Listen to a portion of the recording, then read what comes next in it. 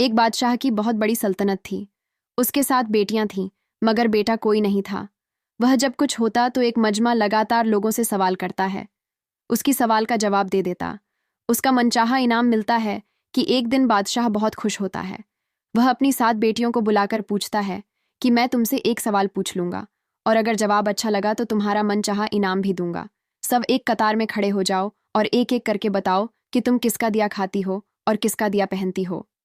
7 में से 6 बेटियों ने कहा, अब्बा हुजूर, आपका दिया खाते हैं, आपका दिया पहनते हैं, और आप ही की वजह से हमारी यह शान शौकत है। यह सुनकर बादशाह बहुत खुश हुआ और सबको उनकी मनपसंद चीज़ दे दी। जब सबसे छोटी बेटी की बारी आई तो उसने कहा कि मैं अल्लाह का दिया खाती हैं और अपनी किस्मत का पहनती हैं, और यह मेरा नसीब है, बात चाहिए। सुनते ही आग बबूला हो गया और कहने लगा, है कमबख्त, तूने मेरी नौकरी की है, तुझे इसकी सज़ा ज़रूर मिलेगी। शहजादी ने कहा, जो हुक्म अब्बा। हुजूर बादशाह ने सिपाहियों को हुक्म दिया कि जाओ, उसे जंगल में छोड़ आओ। मैं भी देखता हूं कि यह मेरे बगैर कैसे अल्लाह का दिया खाती है और अपने नसीब का पहनती है। शहजादी से तमाम जेवरात वापस ले लिए गए और खस्ता हाल कपड़ों में बगैर किसी साजो सामान के बादशाह के ठुमके धार्मिक जंगल में तन्हा छोड़ दिया गया। लेकिन शहजादी बहुत बड़ा सुकून उतना ही, और यहाँ पर तब कोलर भरोसा था कि उसने और इस और ऐशो इशरत मेरे नसीब में लिखी है, वह मुझे ज़रूर मिलेगी। सबसे पहले शहजादी को छोड़कर वापस चले गए। शहजादा जंगल को देखने लगी कि चारों तरफ बर्फ ही बर्फ थे और दोपहर से शाम होने वाली थी कि शहजादी ने सोचा, क्यों ना कुछ लकड़ियां जमा कर लूं ताकि रात को आग जलाऊं, फिर कोई जंगली जानवर भी पास नहीं आएगा और आज भी गुजर जाएगी। शहजादी जंगल में लकड़ियां ढूंढ चल पड़ी। उसकी नज़र एक झोपड़ी पर पड़ी जहां एक बकरी बंधी हुई थी और अंदर से खांसने की आवाज़ आ रही थी। पहले तो शहजादी बहुत हैरान हुई कि इतने वीरान जगह पर झोंपड़ी। जब वह झोपड़ी के अंदर दाखिल हुई तो क्या देखती है, एक गिलास अधीक्षक एक चारपाई पर लेटा है और खांसते खांसते पानी पानी पुकार रहा है। शहजादी इधर उधर देखती है कि कोने में एक पानी का मचा रखा हुआ होता है। वह गिलास में पानी भरकर बूढ़े ही पिलाती है, और जो अपनी की साफ सफाई करती है, इतने में भुला जईबू शहजादी से पूछता है कि बेटी, तुम कौन हो और अपने बड़े जंगल में तुम अकेली क्या कर रही हो। तब शहजादी उसे बताती है कि वह यहाँ कैसे पहुंची। बड़ा ही उस जो पड़ी में ही रहने का बोलता है और कहता है कि मैं शहर में काम करता हूँ, सुबह शहर चला जाऊंगा और 8 दिन के बाद वापस आऊंगा।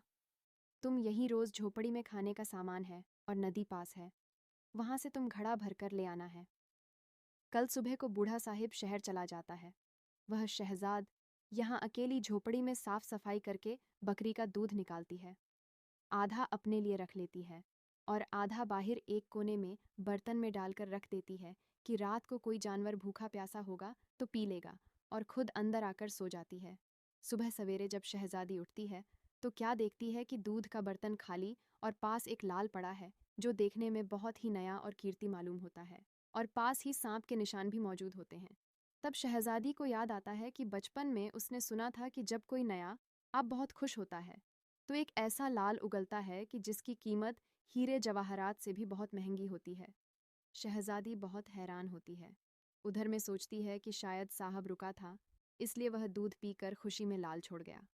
फिर वह लाल उठाकर अपने पास रख लेती है, और फिर अगली रात शहजादी बर्तन में दूध रख देती है, और अगली सुबह जब देखती है तो फिर एक लाल पड़ा हुआ होता है। ऐसे ही करते करते 7 दिन गुजर जाते हैं और शहजादी के पास 7 लाल जमा हो जाते हैं, और उस दिन बूढ़ा जुल्फी आ जाता है। तब शहजादी उसे लाल दिखाती है। वह सारा वाकया बयान करती है और बूढ़े शहीद को 3 डाल दे देती है और कहती है कि शहर जाकर यह लाल भेज दो और आते वक्त अपने साथ महल बनाने वाले मजदूर कर लाना। बाकी 4 लाल शहजादी अपने गले में माला के तौर पर पहन लेती है, और कुछ महीनों में जंगल में एक आलीशान महल तैयार हो जाता है जिसमें पूरा जाइए और शहजादे रहने लगते हैं। ऐसा खूबसूरत महल जिसमें हर आयुष नौकर चाकर दुनिया की तमाम नेमती मौजूद होती है।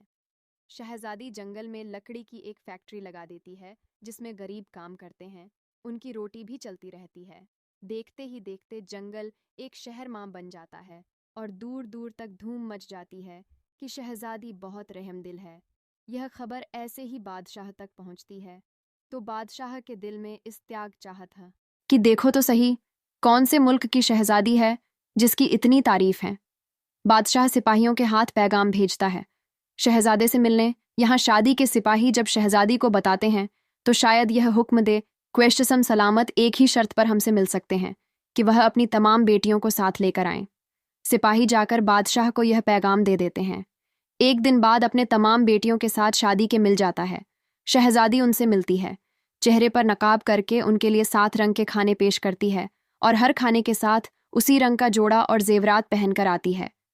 महल के शान व शौकत, खूबसूरती और शहजादी का अंदाज बादशाह और बाकी तमाम से जातियों को बहुत हैरान और मुमताज से करता है।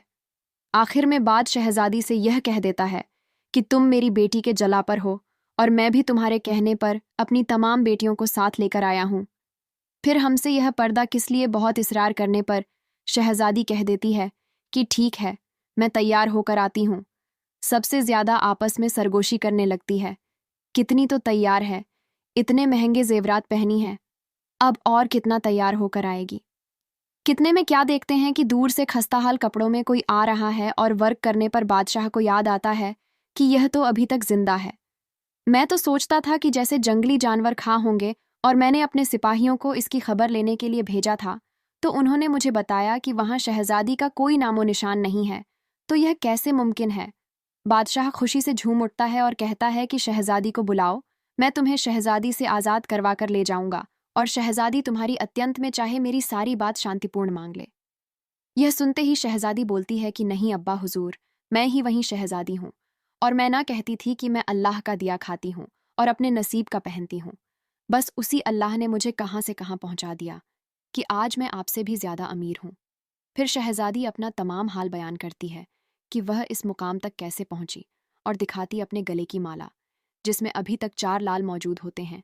यह बात सुनते ही बाकी तमाम शहरदियाँ दिल में रेस्ट करने लगती हैं और सोचते हैं कि काश हमने भी तब यही कहा होता है कि हम अल्लाह का दिया खाती हैं और अपने नसीब का पहनती हैं।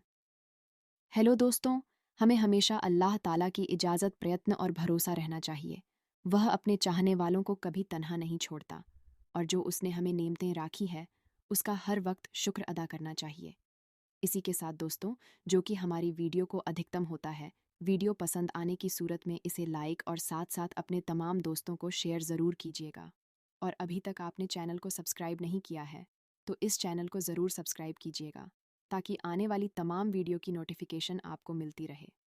मैं मिलता हूँ आपसे नेक्स्ट वीडियो में। अपना रिश्तेदार रुद्रों के तमाम लोगों का बहुत ख्याल रखिएगा। जब तक के लिए अल्लाह हाफिज़ जी।